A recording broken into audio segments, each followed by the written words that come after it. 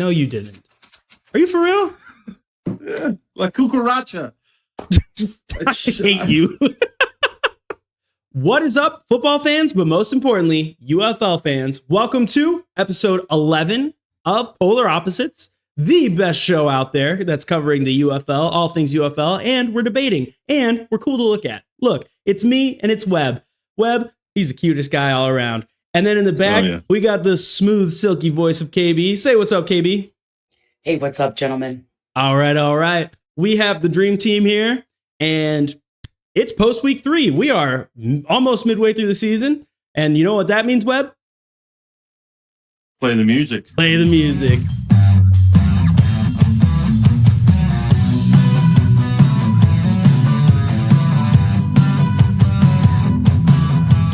All right. Welcome to episode 11. We have some very cool things to talk about. Not as cool as the QB draft, probably. That was pretty interesting. And also, I lost. But we'll get into that in a second. All right. So we start every episode now with a fan question. The fan question today, Webb, what is it?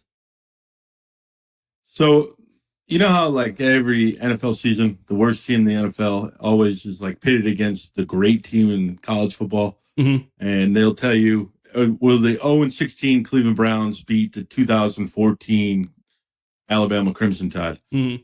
So we're going to toss it out to the fans here. Who wins? Will the 2024 Renegades beat the 2023 Alabama? And this is a crazy question. This is crazy because, you know, Luis Perez is 30 now, right? Like, he got some pros here. Yeah. But at the same time, they're not guys that are in the NFL. That's fair. While Alabama's got guys that are destined to be in the NFL, yeah. So, like, this isn't the Cleveland Browns, which are, like, the top 32 teams in the world.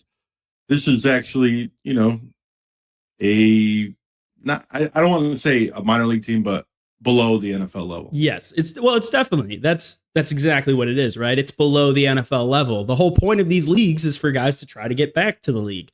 And eventually, I'm hoping that it becomes cool to be its own entity. I think that would be really cool.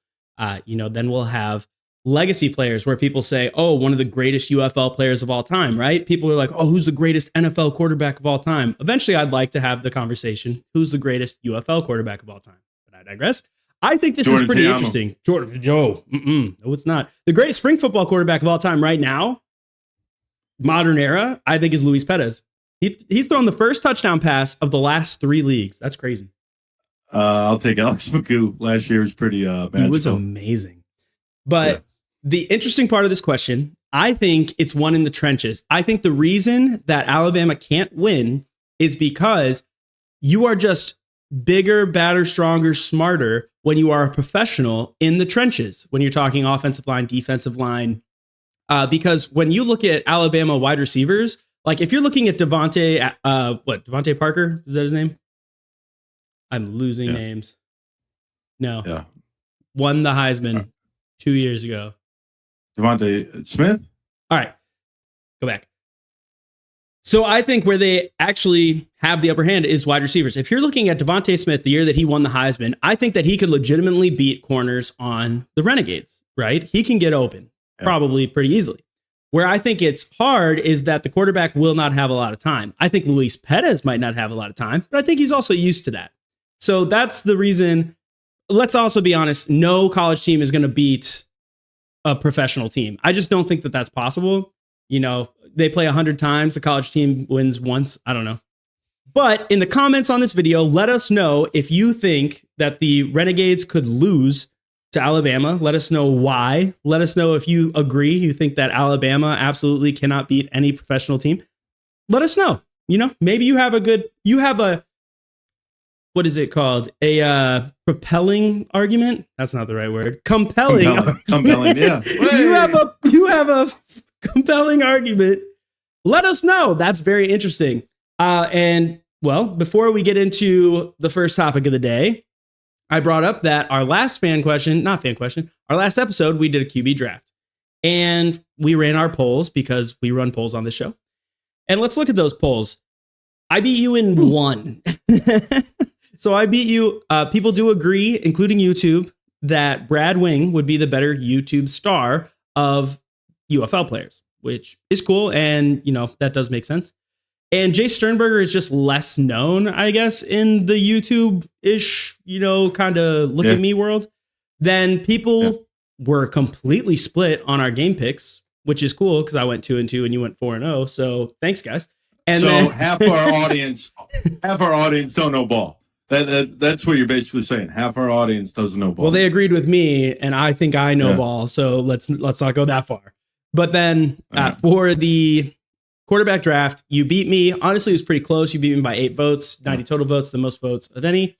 So good job, Webb. You are still in the lead. It hurts me a little bit, but that's okay. And then real quick, let's look at our power rankings. Not too much change from last week. I think this is the most solid power rankings that we've had yet. Do you agree? I would put Arlington above Memphis. I think Memphis is a dumpster fire, and we'll get into it more. But I think Arlington is so close. Like, if you really think about it, Arlington has played probably the 3 toughest teams in the league, in my opinion. Oh, I agree. And I think Memphis has gotten absolutely demolished. Yeah. The only game that they were really like that close in, well, I guess they lost in a terrible comeback. But the game where they actually looked good, where people were ranking them high, was against the worst team in the league. So I don't know. But and they barely held on. And they barely held on. Barely. Yeah. But I think that this is as close to a consensus as we've gotten yet. Look at that. First place votes, 19. Nobody is debating the Stallions. So I thought that was interesting. But that brings us to now our first topic, which, KB, what is our first topic of the day? We're just going to get right into our game picks. Oh, Webb, let's get into our game picks, my dude. So, like we said last week, you went 4-0. You picked all 4 games correct. No, you didn't. Are you for real? Yeah, La Cucaracha. I hate you. There you go. There's the beginning. There's the beginning of the show. There you go. We figured it out. You suck. All right. So you beat me. I got 2 of the games right because those are the 2 that I agreed with you. And then I got 2 wrong. You got 4 right. This week, I don't know, man. I feel like I'm leaning towards being the winner of this week's. I don't know. But this is the overall, and then we'll get into each game. I don't know. I just think it's a cool graphic, so I love to show it. What do you think, Webb? It's a cool graphic. Oh, I love this. I love this graphic, and I love to see that part. And it's small on the screen, but the record part, that's my favorite part of the graphic. Yes. Up by 3, man. You can't I can lose all these games this week, and you still can't pass me out. So whatever. Yeah, I'm 500, man. That's close enough for the girls I date. So we're good. Let's get into game 1, dude. That's a LeMonster saying. There you go. Let's get into game 1. I'll let you go first because you mentioned Memphis being a dumpster fire. So tell us why. Well, Memphis is the 4th quarter. If you watch the captain's log, he breaks down the points. They've been outscored and manhandled in the second half of almost every single game, even with the Houston Roughnecks that couldn't move the ball for most of the game. And ineptitude at dude, quarterback. We're the best.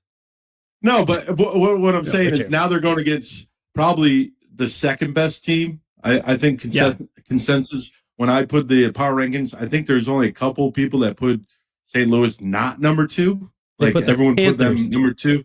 Yeah, or there was one DC. Bro,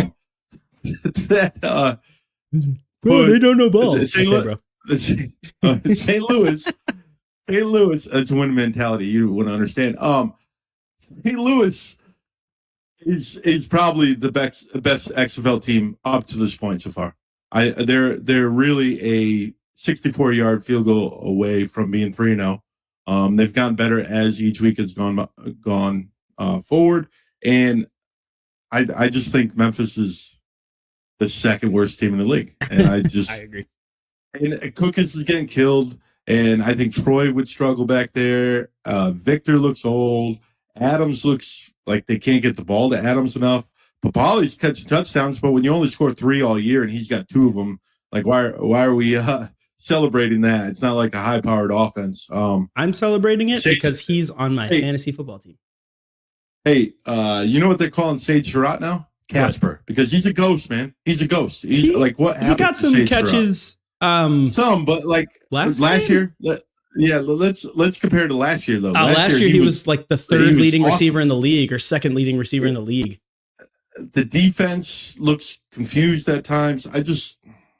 I don't know what's going on in Memphis. And St. Louis, so when we did our preseason episodes, you said St. Louis has the best wide receivers, and I argued with that. I'm man enough to say this. You were right.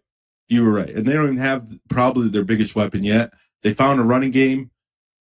Man, I'm telling you, St. Louis looks like a very tough team, and them hosting a championship game, all they got to do is get to the dance. They just got to get there. And it's a home game. Yeah, so I'm going St. Louis, and I think this is my blowout of the week. So I'm also going St. Louis. It is also my blowout of the week because Memphis has shown that they can't handle a good pass rush. And who does St. Louis have? They have Peta, I'm not going to try his last name, the reigning defensive player of the year, which also I went and looked up his story because they brought up that he, was on a fruit farm and that's what he wanted to do. And his grandpa was like, no, you're going to go play sports in America. Literally didn't even know what sport. He was like, you're going to go play sports in America. He was damn right. His grandpa was a smart man. So his story is really cool. Look that up. But I think he's going to eat this week. When you actually have to pull your quarterback, not because you're losing by too much or anything, but because you are afraid for his health. And you're like, hey, let us put a guy in there who can actually run around a little bit. Dude, it's a dumpster fire, absolute dumpster fire. And then the thing I love is sometimes it's interesting and I'm skeptical when a team's like best player comes back, So in Houston, I keep telling everybody every week, just wait for Mark. I don't know if Mark can save that ship, but that's different, right? Because it's an offense that can't really get going. And you're like, we just have to wait for this one player. The Battlehawks are an offense that's already going and they're getting Ja'Cour Pearson back. So he doesn't even have to be 100% Ja'Cour. He can just come back and ease into it because they already have all these receivers catching balls and an actual run game going. They're a scary team. I think if anybody can play the Stallions right now, it is St. Louis. And also, I love their coaching staff. They look like they're having fun on the sideline. What's that like, man? I don't know. But it's a good team. I find myself kind of rooting for them, which is weird because I do like the Brahmas. Like I consider them probably my XFL team. And I kind of was like, go Battlehawks. They're a good team. They get along and they're having fun and they're doing well. So yeah, blowout of the week, 100%. But then we have the next game, which is a doubleheader. We are yet to have that here in the UFL. I don't know if we ever had that in the USFL. I don't think we did. No, not one time. And then the XFL, I'm not sure. I don't think so either. We didn't pay that much attention. We paid attention, but not that much. If we did, people would not be like losing their minds over this. Like, why would the UFL do this? Yeah, because they would have been more used to it. What the XFL did, they moved the game to like Friday or Monday. Mm-hmm. I think the USFL did that Fox too. I think the ESPN and Fox execs are like, hey, it's worth more to us playing at 7:00 on Saturday, even if it's regional, than putting a game on FX at 10 p.m. at night. Which honestly, I really enjoyed that because my wife goes to bed early and it gave me something to do. I would just sit there and watch that game. Yeah, but with these TV numbers, that are really good, actually, and consistent so far. Why mess with something good? It seems like they figured out the TV. They got to figure out how to get people in the stadiums, but the TV. I don't know, man. The USFL didn't really have people in the stadiums, and they still had pretty decent numbers on TV. And now we have a pretty good amount of people in the stands. Like, I get it. You compare it to the size of the stadium. You compare it to the NFL. The fact that there is enough crowd that when something happens during the game, you hear the crowd, that enough is really cool for me. And I think that's a win. So I think people are complaining a lot. I think it's cool. There's enough people that when I was listening to the Brahmas St. Louis game, I was doing my lawn and I was listening to it on the radio. And I could tell when, the announcers, they're not doing it for radio. They're doing it for TV. So they'd be like, he throws down the sideline. And I knew what was happening because I could hear the crowd. So I knew if it was a catch for the Brahmas because the crowd would go wild. I knew if it was an interception because the crowd would go mild. So didn't mean to do that, but very interesting. So we move on to the next game. Speaking of the Brahmas, we have the Brahmas versus the Panthers. And I will go first here. So I believe that the Panthers are going to win. You chose the Brahmas, but I believe in the Panthers because one, I just watched them curb stomp my team into oblivion. And two, because the Brahmas are bringing in Quentin Dormady. They're bringing in a quarterback who has not been taking first team snaps all season. Now, I believe in Quentin Dormady, and I do believe that he's actually going to do well for the Brahmas. But I think in his first start of the season, having to go against the pretty stout defense of the Panthers, I think this game could come out close, but I think the Panthers are going to win because they are starting to get things going. Wes Hills really is a battering ram of a running back. And then when he gets tired, like Matt Coburn is kind of lightning in a bottle. I think the biggest mistake they're making this season is not using him more. So when I'm looking at this game, I'm thinking, I don't know, EJ Perry, I think he's leading the league in rushing touchdowns, right? EJ Perry. He's not my fantasy team. Yeah. You are the only person in our fantasy league who auto drafted. And every week you're like, hey, thanks for EJ Perry, guys. Like nobody took him. I took Luis Pettis though. That was legit. But I think the Panthers defense looks very good. You know, they look good against DC. Keith Gibson getting the interception in the end zone. They're kind of a bend, don't break sometimes. But Mike Nolan has really put it together in season 2, the way we hoped he did last year on the Panthers in season 1 with them. But he's really putting it together, and it almost feels like his perspective on the league has shifted, and he has decided that he's just going to enjoy it, and he's going to have fun, and he's just trying to get the best out of his players by being the best coach that he can be. And I love Mike Nolan right now. He's one of my favorite coaches. Him and Anthony Becht are the two that I'm watching, and I'm like, I want to go play for these guys right now. Like, they are really cool coaches. I think they have the upper hand. I think that they can beat the Brahmas, even though it is in St. Louis. But your turn. What's up, Webb? Sorry, it's in San Antonio. These S teams. What do you think? Well, I took the Brahmas. I will be honest here. I put my picks in on Monday before the garbage news broke, but I did not want to change it because I believe that this team is pretty good. I think the XFL has 3 solid teams fighting for the playoff. Michigan is impressive against the Houston Roughnecks, but aren't we all? So you guys were not impressive. What are you talking about? We almost beat you. They figured it out. EJ Perry, I know you say he leads the league in rushing touchdowns and all that, but he has not been. He was the lowest rated quarterback for the first 2 weeks. Yeah. Now he's jumped up pretty big because he had a great game. Obviously, a third of the season so far. So I want to see him do it two weeks in a row.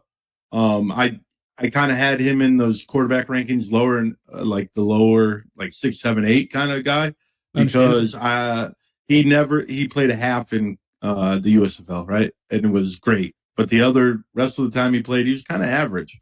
And so far this year,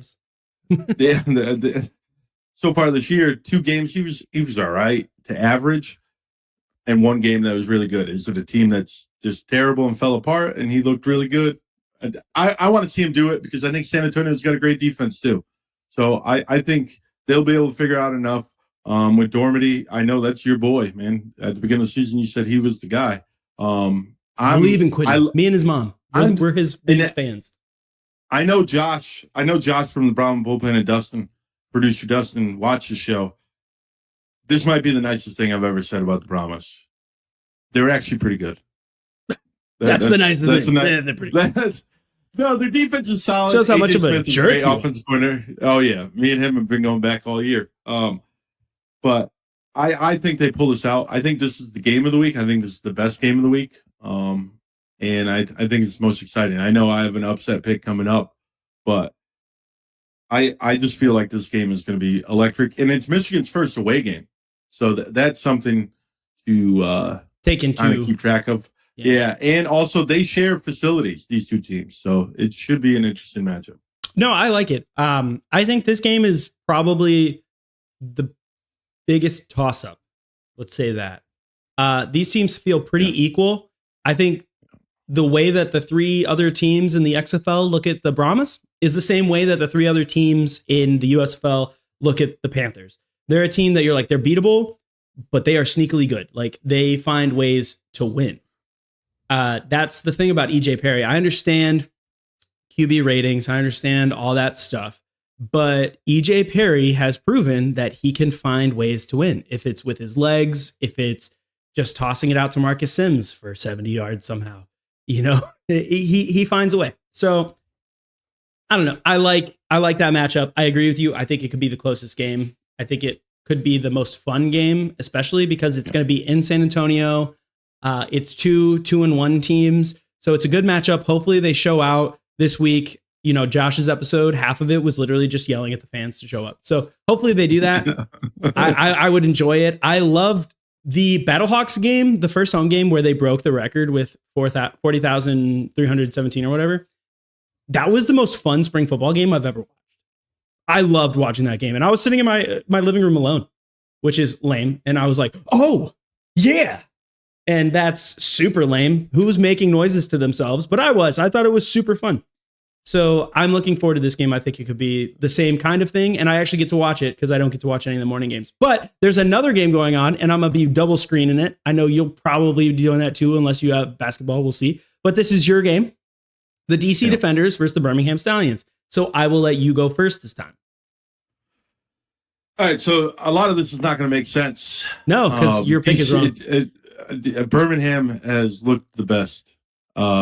There's no questions asked. Birmingham's playing at home. DC has struggled and only beaten the two teams that have no wins. But I think there's a winning formula in DC that can't be quantified. And I think they just have that moxie. My boy's doing math. He's like, no. You carry the one, you multiply by the denominator. We got it. You can't. What? Go ahead. Put down the pipe. It's yours. KB jumped in. She was like, calm down, sir. Okay. KB and Ace, when you guys go 4-0, then we could talk. Then come at me. But I just think DC figures out a way. I think this is a close game. I think DC can score on teams. I think Tiamu has had moments where he looks the best quarterback in the league, and then there's moments where he looks terrible. I think them signing a running back this week shows a little sign that they're going to probably use a little bit more running, which would be fantastic. The question I have for DC is the tackles. They are the lowest rated tackles.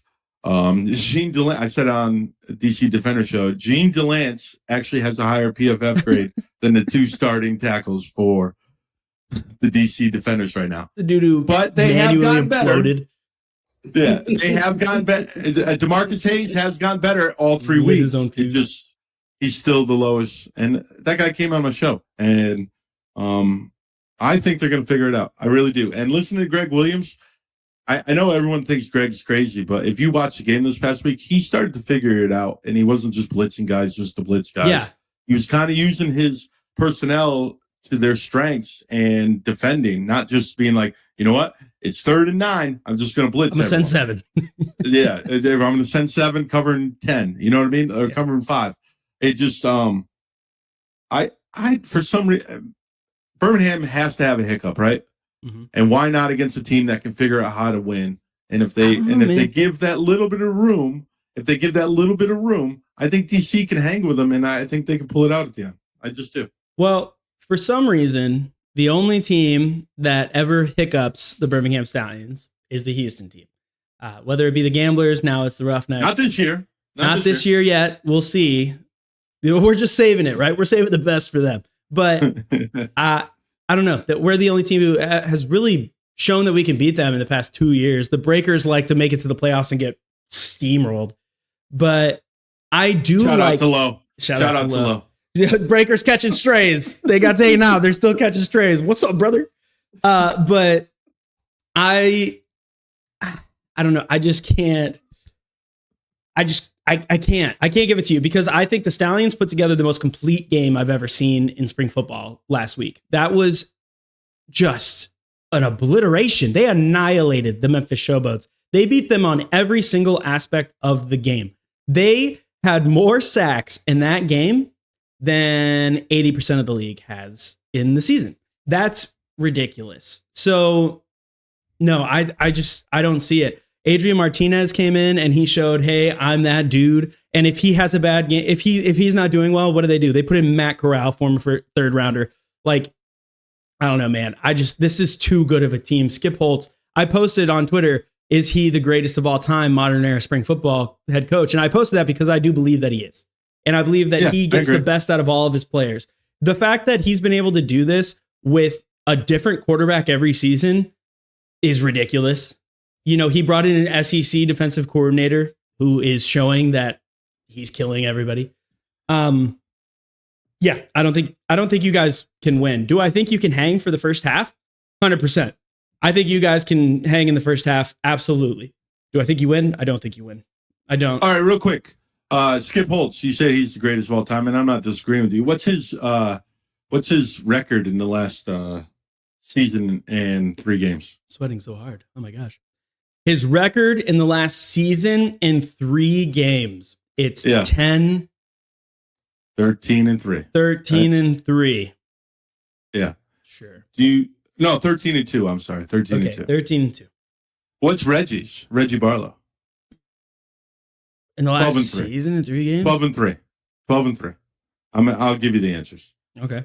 They have a winning mentality and they have a winning formula there. They played a lot of close games last year. But I played a lot of close games. Yeah. And I do agree that Greg Williams, we watched him explain, you know, from Bud Ryan, his mentor, which I thought that was actually a very interesting interview when he was talking about that. And he was talking about the Bear defense, which I thought was really cool because he said nobody has ever run more Bear defense than me and the Ryans. Actually, I ran a lot of Bear defense in Madden. I thought it was a really fun defense that people just didn't know about.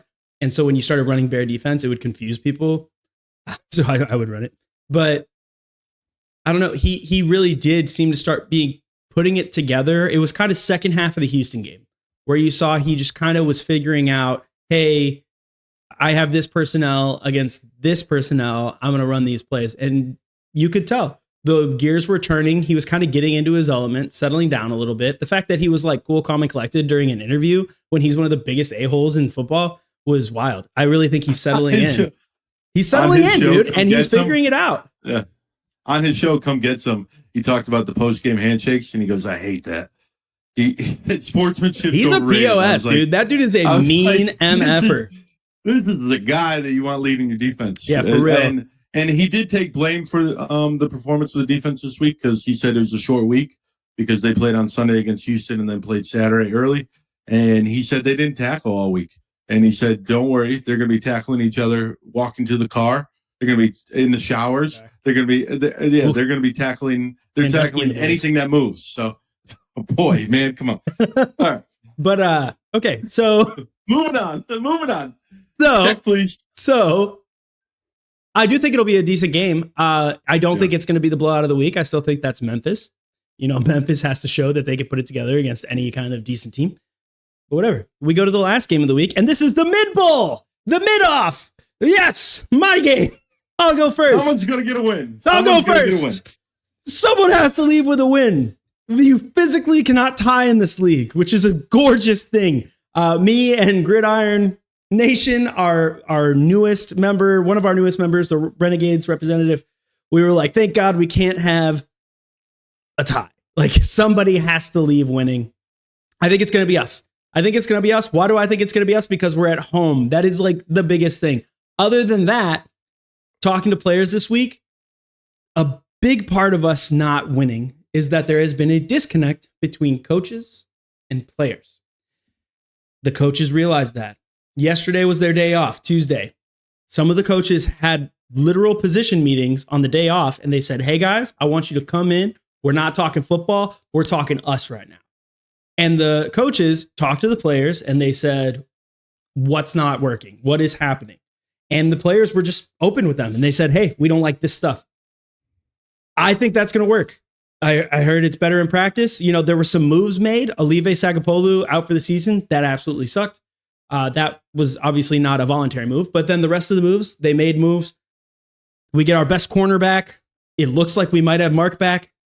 I think we win. I think this is the game in the home stadium. It brings the fans back. The Facebook groups have a positive note after this game. So there'll be one positive message, hopefully. I believe in us because I have to, because otherwise I might go insane, Webb. I might lose my mind. Oh, I don't know what to do. What I'm excited for is we might see Nolan Henderson. I think Nolan Henderson might be able to help you guys out. Mark Thompson coming back. Mark Thompson, I picked this because I believe Mark Thompson will be back because he did practice last week and it looked like he's been more active as the week goes on. So he he practiced last week, but he didn't participate in the team drills where they were actually running plays. This week he is. That's the thing. That's what's getting me. So I think maybe a snap count, but I think he does play. Arlington's defense is horrendous. They're terrible. I don't care who you are. Like I know their defense gave up 29 points last week while their offense scored 28. But when you're a high-powered offense like that, you can't give up those points. You got to figure out how to make one stop. And to give up that 10-point lead with 2 minutes to go, like it's just unexplainable. I think there is a lot of issues that aren't being released. I think Houston comes across as the dumpster fire, but I think Arlington's defensive side is the dumpster fire in the league. I honestly believe. I think you have. Let's not let up a block punt this week. Let's just start there. But I think on offense, I think it's all fixable. You had a big return from Henny. And if I remember anything following the Maulers for 2 years, anytime Henny had a big return one game, guess what? He comes back receiving the next game. He just did that all year, and he's all USFL punt return last year. I really think Nolan Henderson might be the guy. Reed Sinnott is he's pretty good. He's not the most mobile. Yeah, you need to be. You need to be in this league. Like you have to be able to move a little bit. Even Case Cook is a little slow. You have to be able to move to be successful. Look at Adrian Martinez, right? EJ Perry is mobile. Like all the good court outside AJ McCarron, who did run a touchdown. He ran a touchdown. Yeah, and he probably is the most NFL eligible quarterback, I should say. He literally told the NFL, he was like, "Hey, can you release me so I can go play in this league?" Yeah, so he's an NFL quarterback, so he doesn't have to use his mobility, but I think all the rest of them, mobility is essential for success in this league. So I think you guys win, and I think you'll come onto your show and be like, guys, we're back, we're making a playoff push, and if my predictions come true, everyone else in the USFL is lost. All right. Even KB's laughing, dude. This is insane. I'm gonna come back and be like, we're going to the chip. We're going to the chip, guys. We're going to the chip. But if I'm crying, dude. If my predictions are true, all the rest of the USFL teams lose this week. So you'll definitely come on your show and be like, we're right there. We're tied with Memphis. We're only a game back of Michigan. Birmingham is Birmingham. I need everybody to lose. And we got another game against Michigan. If my predictions are true, your season has turned. But if your predictions are true, Arlington.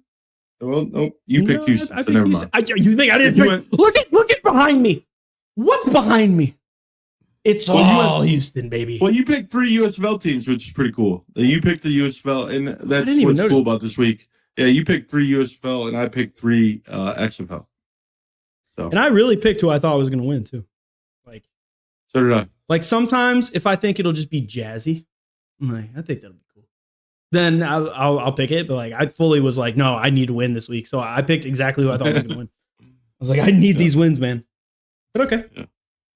All right. I love that you pointed out things. You pointed out the block punts. You pointed out Mark Thompson, and you pointed out Nolan Henderson. Nolan Henderson. These are all things which, so I went into the media call today with Curtis Johnson. I had the lowest hopes. I was like, I don't even know what this man could say that would make me feel better about this right now. And he brought up those exact points. He said he loved what he saw from Henny. James Larson over at PFN brought up, hey, can we see more Nolan Henderson? And he said, we're going to see more Nolan Henderson. I asked, hey, what big changes are you going to make? And he said, I changed the coach running punt. Thank God, dude. We've had one blocked every game. Have you ever seen that professionally? Have you ever seen that in college? No. Have you ever seen that in your life? I haven't. So that was great. And then I said, how is Mark doing? And he said, Mark practiced today. He took snaps. He was running plays. This is huge. So all the things that needed to be checked, like all the boxes that needed to be checked, are actually checked. So I'm very excited about it. But we move on. We move forward. I can't. If my team loses this week, then I'm just a polar opposites host, and I don't even know if I'm running, like doing the Roughnecks rundown. I'll take this sign down. I'm not going to take this. It was very expensive. I'm not going to take that down. The loser of this game is basically eliminated. Is eliminated. So it's cool to have a playoff game in week 4. So tough, dude. So tough. Oh my God.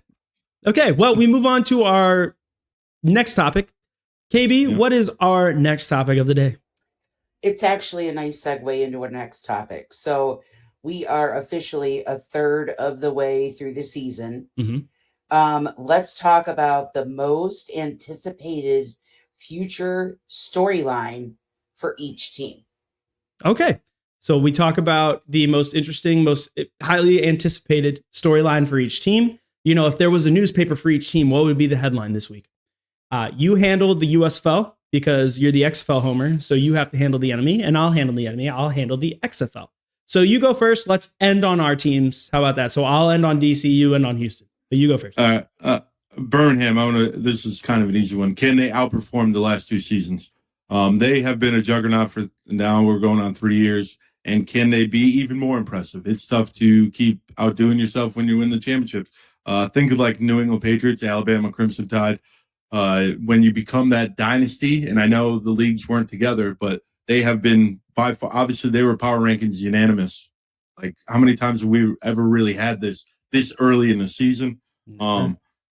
And the thing is, he just keeps changing quarterbacks, and it does not matter. He still has guys like Marlon, and he still has CJ and Jace, and of course the defense was Scooby. But then they add pieces like Mark Gilbert, who just had a child. So yeah, he missed that game. Last game, but they had their most dominant game ever, and he missed it. That's crazy. And then you got Tizino, who's quietly 4th in the league in tackles, which is season. Unbelievable. They've got the 8 sacks. Can this team outperform? Because if you remember, like year 1, they were like, I remember writing an article how they were kind of like America's team. Jamar was kind of just figuring it out, right?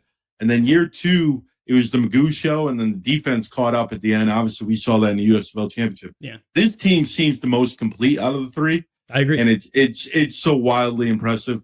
Even though they're going to lose this week, that's the storyline for the rest of the year. Okay, so that is a great storyline for the Birmingham Stallions. Yes, can they top their past 2 seasons? And so far, they honestly look like they can. They just have to keep it up.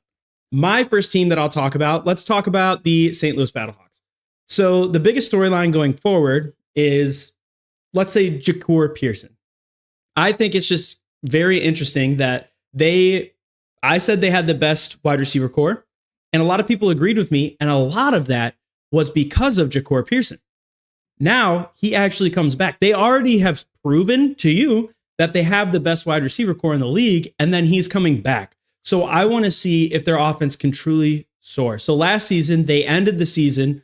Sadly, they missed the playoffs because of a head-to-head with the Sea Dragons, but they ended the season with like one of the highest scoring games we've ever seen from an offense. So I want to see if they can reach that same goal with better talent. I think they can do it, and I think that they can be the team that can go head-to-head with the Stallions. And like you might actually, if you're looking at the bets in your Vegas, you're like, whoa, Battlehawks might actually win this. I think the Battlehawks can prove in the next few weeks that they are that team. That's the storyline, is they're going to have full throttle, all the weapons. I want to see what they can actually do. That's the storyline I'm watching. Going a little bit more south in Memphis, down the Mississippi River. My storyline that I'm watching, are they the most overrated team, preseason team of all time? Because everyone kept saying they're the all USFL team. They got the left tackle or the right tackle, Jaron Jones, left tackle. They've got all these all USFL players. They've got the defense coming back that was pretty good last year. They got Case Cookus, and they got Victor, and they got Jay Adams, and they got D. Filippo, the offensive Jones? Genius. Yeah. Or is this just a hiccup? Ooh. That's the storyline that I'm kind of watching. Was it because D. Filippo didn't get the job until December, right? The season started, training camp was 6 weeks later, roughly. Was it just crammed and he had a little bit more time? And with the merger and everything, they're kind of disorganized and they're figuring it out. They've got a great GM in Dennis Polian. I think they can figure it out over time. But is this the most overrated team of all time from the preseason predictions of spring football? Because this team was the lock. You know, everyone was like, well, it's going to be Birmingham, Memphis on this side. Houston and Michigan are behind them. And right now, Memphis is kind of like one penny fumble away from being 0-3 and the number one and the number 8 team in the power rankings, the worst team in the league. Memphis is the dumpster fire, and I just can't believe it because of all the USFL and all the all-star team and all-pro team. And if you watch Captain's Log, he was predicting 7-3, and he was like, well, guess what? We'll take this one from Birmingham and lose this one Birmingham. And then right now, they're lucky they're even on the field of Birmingham. And they're lucky they were able to leave the field after playing Birmingham. Yeah. It's crazy. So, that's my storyline with Memphis. I love that. The biggest thing that I have is that last year, the Memphis Showboats played the Birmingham Stallions in week 3. Yeah. That was the 42-2 game. That was brutal. It looked like, at that point, Memphis looked like the worst team in the league. So I'm having deja vu a little bit, where it's like the Memphis Showboats are just destined to get absolutely mollywopped in the first game of the season against the Birmingham Stallions, and then they can put it together the second time they play them. And then who's the only team one of 2 teams that beat the Stallions last year? It was the Houston Gamblers and John DeFilippo and the Breakers. So I think that he can put it together. I think he can scheme it better, that they will at least have a closer game with the Birmingham Stallions the next time. But I agree. Right now they look like they were the biggest preseason hype, which hype isn't real, and it looks like it wasn't. So that was crazy. But my next storyline is the San Antonio Brahmas. The biggest storyline right now that has happened this week is that Chase Garbers has gone down for at least the remainder of the regular season. Now, he might be able to come back if they make the playoffs. He might be able to play in the playoffs, but at that point, would he play? I don't know. The biggest storyline for me, though, for the team moving forward is, can they remain the comeback kid, the hope for the XFL fans who want to see the Battlehawks lose? Because fun fact, if you talk to XFL fans who aren't Battlehawks fans, their second favorite thing besides seeing their team win is watching the Battlehawks lose. So everybody really was excited for the Brahmas, who looked like the team that could take down the Battlehawks. Now they've lost Chase Garbers. So it's, can they remain the comeback kid, what they did against the Memphis Showboats? Can they still produce and be a playoff team with Quentin Dormady, with Tom Flacco, with what did I call him? Higbin, Hogan, this guy, Kevin Hogan, that they brought today. Can they remain a solid team with a new quarterback being QB1 for the remainder of the season? That's a hard thing to do. That is a very hard situation to have the quarterback winning camp and you say, this is the guy. And then you have to have a new guy come in midseason, and the guy that you put everything on his back, you're like, this is your team. He's gone. He literally can't play for the rest of the season. You got to be the Jamar Smith to the Alex Magoo, right? So we got to see if they can do it. That's my storyline for the San Antonio Brahmas. Yeah, that's the biggest storyline in the XFL division, I believe. 100%.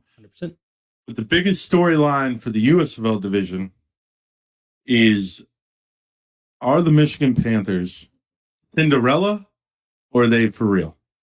Because this is one of those teams that a lot of people are thinking either people love them or they hate them, or they think they're mid. I guess that's what the young kids say, right? But like it's either these people. There's a lot of people that are on the bandwagon with the Michigan Panthers right now because of what they did this past week. Because the worst team Bates, in the league. Yeah, but Bates, right? Bates has become like a cult icon. Yeah. And I want to know, are they Cinderella or are they for real? And I know you can say that for every team that's kind of 2-1 right now, but this one really, because where do we have them preseason rankings? Last. Everybody had them 7th or 8th the entire time. 7th or 8th. Mm-hmm. And now people are putting them in 2nd or 3rd. I think you had them at 2, right? Or did you have St. Louis? I think I had St. Louis because I'm a St. Louis believer. I really do think that they're that good. So I just want to know, is Mike Nolan's team for real? And I don't know if they are because of who they've beaten, really. Like they beat St. Louis week 1. I'll give that to them, but it was on a 64-yard kick. That's not going to happen. I know this kid's got a big leg, but it's not going to happen every week. And if they played St. Louis right now, who would you be taking? St. Louis.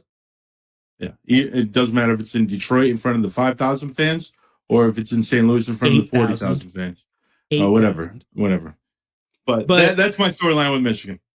So Jake Bates, I think it's kind of crazy. It was very, very interesting to me. I've never seen a team where if your team has a 3 and out past the 50, instead of being pissed off, the crowd is literally chanting the kicker's name. That blew my mind. I was like, dude, this guy has changed the game. That's crazy. People, most fans are like, get rid of kickers. We don't want kicks. And this guy has people actually chanting his name and they're excited for 3 and outs because they're like, we get to see Jake Bates. And then I watched him and the dude is kind of automatic. Like he's the next Brandon Aubrey, but with possibly a stronger leg. It was like he has literal ice in his veins. So that was crazy. But you talk about who have they beaten?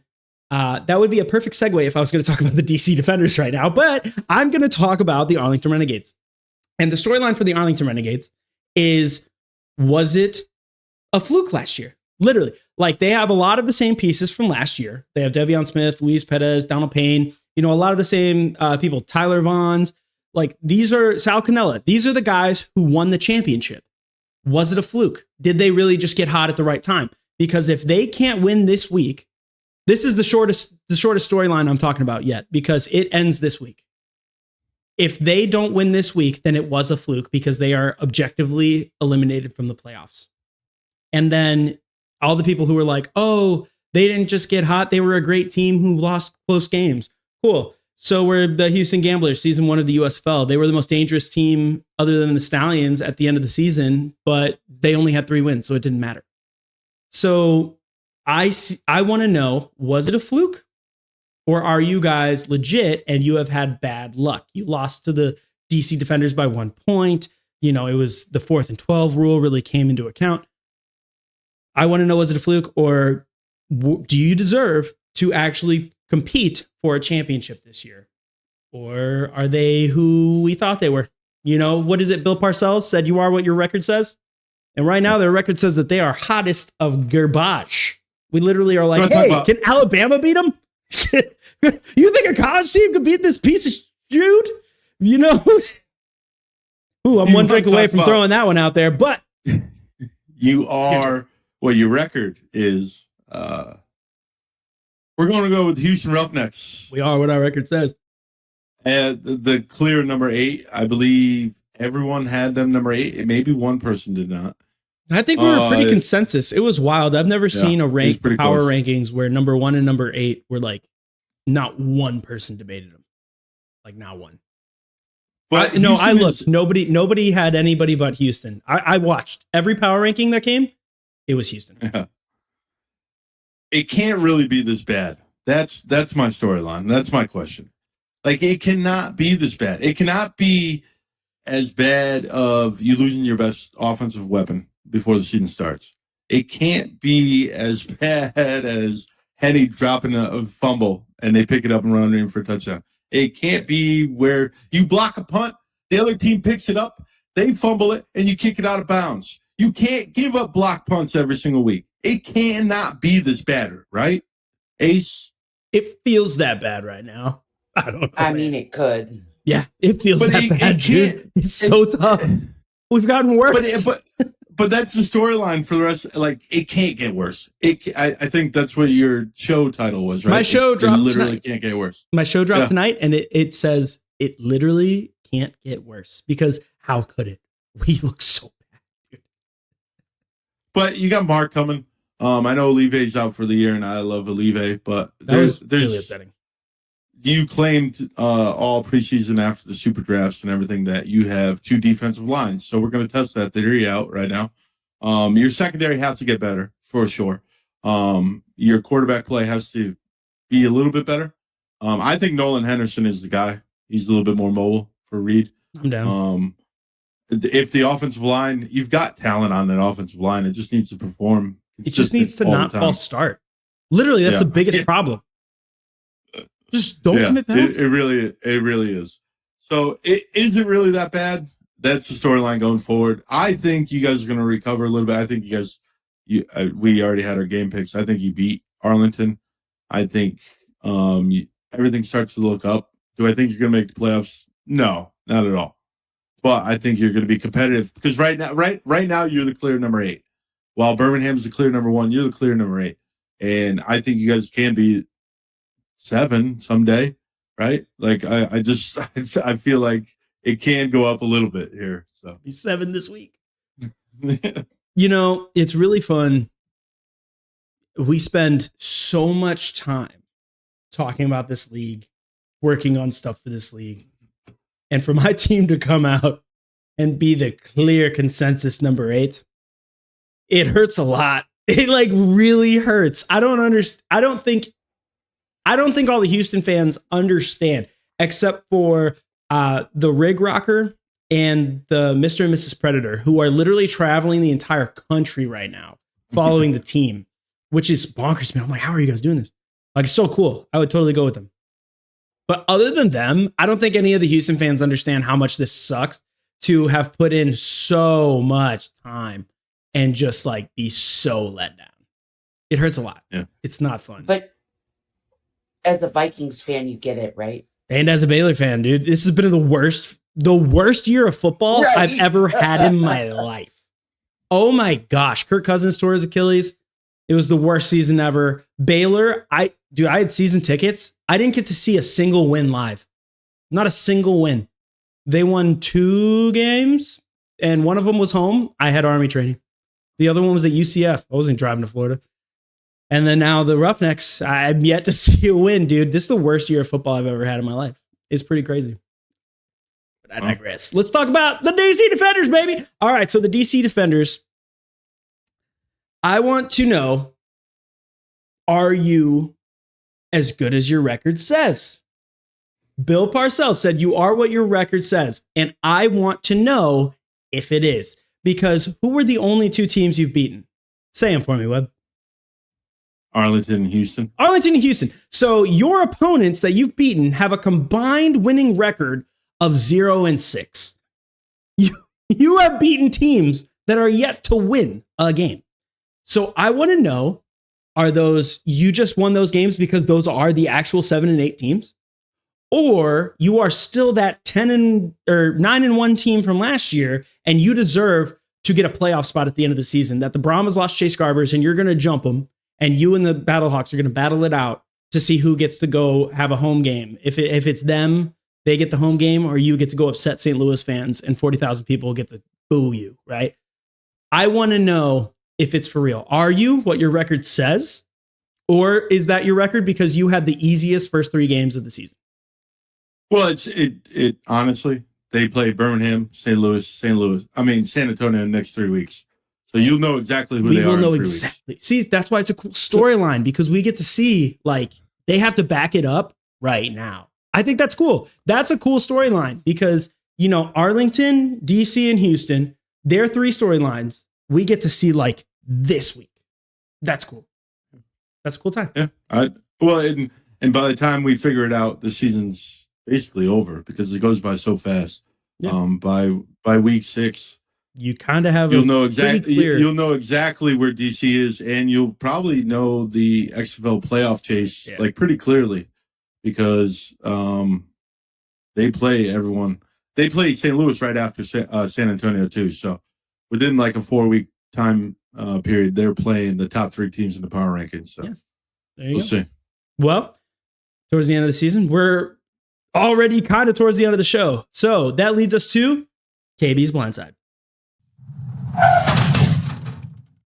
All right, KB, what is your blindside question, ma'am? All right, I'm going to try and make this make sense. Oh, okay. Okay, so people are really kind of losing their minds about the 2 regional games, kind of the way that they lost their minds about like the game on Peacock last season. in the USFL. And everybody's saying that this is a result of the merger being rushed and TV scheduling, and that this is kind of the effect of all that rush. So do you think that year 2 of the UFL is contingent on this season being a success? However, Fox, Danny, The Rock, Redbird define that, or does the league already have a runway to get to season 2? There's a season 2 in coming up. There will be a season 2. I'm pretty sure they wouldn't have merged if it was that much on shaky ground. I think. I don't think one side was probably at a better advantage, and I don't think they would have merged if they didn't see at least another season of the UFL. I just don't, and I can't give you facts on that. I just really feel like, why would Redbird take on USFL if they were asking for it, right? Mm-hmm. Why would they take on if it was a dying thing anyway, right? Like, I like just that. And then why would Fox, if Fox was in charge, take on the XFL if they were like, can't, I don't think the companies would have came together like they did. I think they would have kept slugging it out, and the USFL would be gone probably before the XFL. But I think the merger gives them the best shot of continuing this past 2024. So. I agree.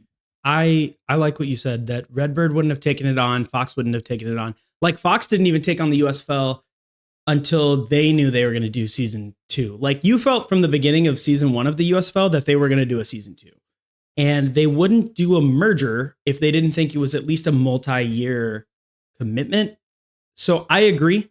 There is a season 2. Do I think that this regional game, I'm trying to figure out right now, maybe my drinks are a little too strong. I'm trying to figure out how the regional game this week, I think there's 2 or 3 this season. I'm trying to figure out how that has to do with the league not having a season 2. Webb, what do you think? I think people are like, well, it was rushed, and they don't have the power to dictate the TV schedule. And does that send out the bat signal that the league's not on strong ground with their supporters of ESPN, their partners in Fox? I really think, I think the regional game is because it was rushed and there's limited TV slots, and I think the other leagues, when the USFL and the XFL was separated, the Friday night crap doesn't work in the summer. It just doesn't work. So why not? You know what? We'll just dominate 3 time slots. You got local games. Most of the country is going to see San Antonio and Michigan, which is the better team. Because from what I read, anything west of the Mississippi River is going to see San Antonio and Michigan. And so I think the only fan bases that aren't going to be able to see San Antonio and Michigan are DC and Birmingham, really. Kind of that East Coast 95 corridor. Other than that, I think everyone's going to see Michigan and San Antonio. So so they're missing out one game, and you can see it on ESPN Plus. Yeah, I was about to say, we're also in the age of streaming. So, fun fact, that Peacock game last year did not affect me at all. I was not upset about it because I haven't had cable in 6 years, I think. I haven't paid for cable since 2015. That was the last time that I paid for cable. I just use streaming services. So when it was on Peacock, I was like, oh, sick. I get to have it on my TV. Like, that's exciting. I didn't have to go hook up my laptop with Kelly's Hulu, So I don't mind it. And then I told Webb before the show, that whichever game isn't on the TV, I'm going to go to a bar. I'm going to watch that game because I'm going to be at Army training. And then I'm going to have my cell phone out on the bar and I'm going to watch the other game. So I'm going to double screen it. You can watch both games. And that's honestly really cool. It's like watching Red Zone, but for the UFL. It's going to be a good time. I do think that it's because it was rushed. It's because, like you said, they don't want to do the Friday night game. We had one Monday night game because the game was pushed from thunderstorms.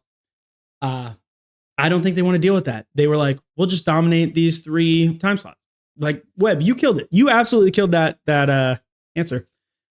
Yeah, I don't think it. I don't think the games being in the same time slot signifies anything about season 2. And I do think that there will be a season 2. I think Webb and I are in complete agreement that they wouldn't have taken on this merger. They wouldn't have spent all of this money. They wouldn't have fought so hard for the deals with Rice Stadium, trying to figure it out with Ford Field and the U.S. Army. Yeah, well, I'm saying the antitrust that they were battling with, they wouldn't have fought all that if it was just for 7 months. Yeah. No, so I think we will see a season 2. Yeah. And I think that's going to be an incredibly interesting thing, because then we're going to see a combination of 2 different college drafts. We're going to see coaching staffs change. Can Wade Phillips even coach another season? I don't know, man. Like, can his pants go higher? That's a question that we really need to know. Let's go higher, bro. I thought he was going to punch Cole Kublik. Dude, he was like, why did you go for the 4th and 12? He's like, 3 timeouts. Get the fuck out of my face. I thought that was crazy, dude. That was sick. Ace, if you share that clip of me saying, can his pants go higher? Wade won't see it, right? So you could... Because he blocked me. I have the Brahmas head coach, former head coach of the Dallas Cowboys, has blocked your boy on Twitter for actually no reason. I think it's because I tagged him in like 1 or 2 countdown graphics, which were pro Brahmas. Like, they were pro Brahmas. All of my countdown graphics were like, go this team, go league. And he was like, this guy, why is he tagging me? My humbug. Pull my pants up to my nipples and block that guy. It was crazy, dude. I don't understand it. It's whatever. But hopefully that answers your question, KB. You did. Thank you very much. Perfect. And with that, Webb, I think we had a great episode. This was a good one. I remember to actually make myself big sometimes when I was making a point. I noticed since Kenny has taken a hiatus, I will use this screen where it makes you big. But then when I make my point, I forget to use this screen. So like, I have not been big in any episodes. So this has been a good one. I think this is a great time, and the best way to end an episode, Webb, just throw them up. Oh, no. Hey, guys, thank you so much for watching the UFM United Football Media. If you like that, please make sure to like and subscribe. Also, if you want more videos, you can check them out on our channel over here. The best one for you is right here. And then if you like mine, the rest of my playlist is right here. Thank you, guys, and I hope to see you next time.